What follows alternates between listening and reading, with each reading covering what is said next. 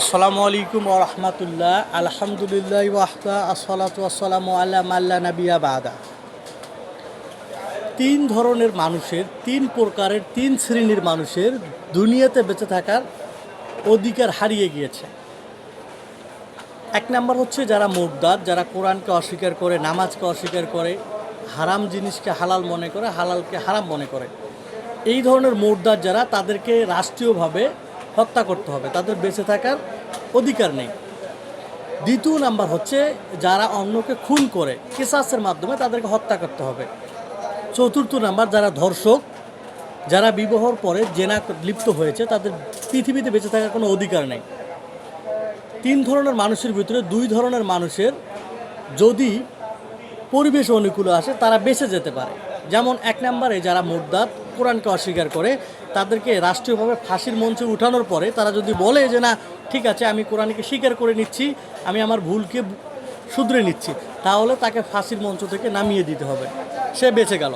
দ্বিতীয়ত যে অন্যকে খুন করে, যদি আমাকে কেউ খুন করে আমার পরিবার তাকে খুন করে নেবে। আমার পরিবার যদি বলে যে না ঠিক আছে আমরা আমাদের ছেলেদের মারা গিয়েছে তার জন্য আমরা অন্যকে প্রতিশোধ নিব না, তার মানে সে বেঁচে যেতে পারে।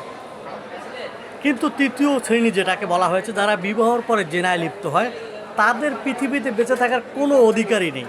কারণ সে যদি একদম পুত পবিত্র, ইমানদার, পাঁচ ওয়াক্ত নামাজ পড়ে, আল্লাহ যদি তাকে মাফ করে দেয়, সে গুনাহ করেছে, জেনা করেছে, আল্লাহ যদি তাকে মাফ করে দেয় সেটা ভিন্ন বিষয়, কিন্তু তারপরেও পৃথিবীতে তার বেঁচে থাকার কোনো অধিকার নেই। সে আল্লাহ পাক, সে মৃত্যুর পরে সে জান্নাত যাবে না জাহান্নাম যাবে, বিচার হবে, সেটা আল্লাহ পাকের ব্যাপার। কিন্তু আল্লাহ নবী বলেছে যে যারা বিবাহর পরে জেনায় লিপ্ত হয়েছে তাদের বেঁচে থাকার কোনো অধিকারই নেই, তারা বেঁচে থাকার অধিকার হারিয়ে ফেলেছে। তিন শ্রেণীর মানুষকে হত্যা করতে হয়, তার ভিতরে দুই শ্রেণীর মানুষ বেঁচে যেতে পারে বিভিন্ন কলা কৌশলে, কিন্তু তৃতীয় শ্রেণী যেটা ধর্ষক অথবা জেনা করেছে বিবাহর পরে, তার বেঁচে থাকার কোনো অধিকার নেই।